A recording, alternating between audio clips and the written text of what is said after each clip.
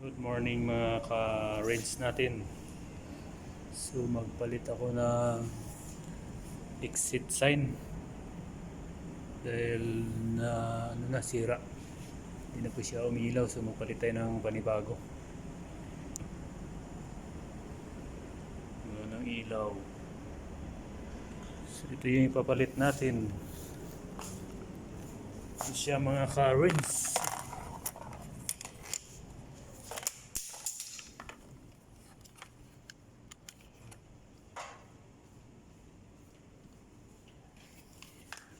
Bilaan to. Yun. Dito naman ka sa likod. Dito rin. Siya yung katulong ko. Si Jericho. Para matuto rin siya kung paano mag-wiring ng electrical o mag-install. Dahil di pa ako makaakyat ng hagdan. Dahil may saklay pa. Kaya alalay mo na. Ito na po yung defective na exit sign mga karins. Ito yung ating ipapalit. Test natin so gumagana siya.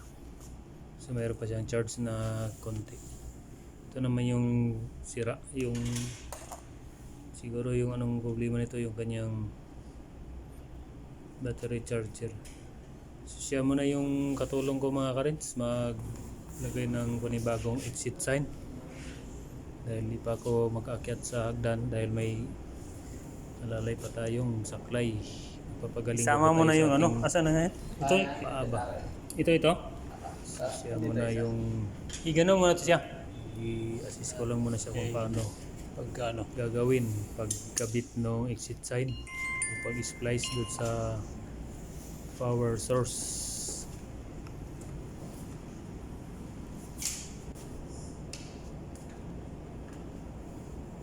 Ika pa tayo mga karins.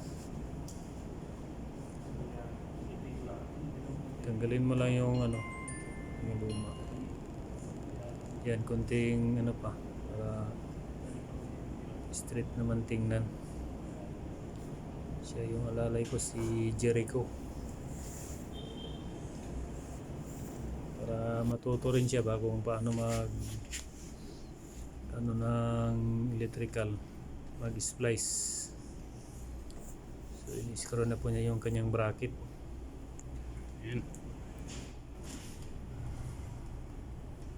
Lapit na pong matapos.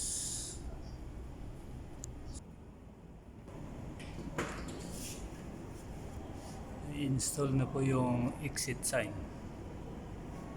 Kabilaan po yan. Yung kanyang sign, ayan o. Kung dito ka, so may arrow yung pag-ganon. Ibig sabihin nandun yung exit, yung pinto. Dito ka naman sa kabila. Dito ka naman galing. Dito ka. So in case of emergency, dito ka na lalabas. Hindi na kailangan tumakbo doon dahil malayo na po yun eh. So dito na. On mo lang yung dyan yung may nakalagay na on. Yan. Okay na yan.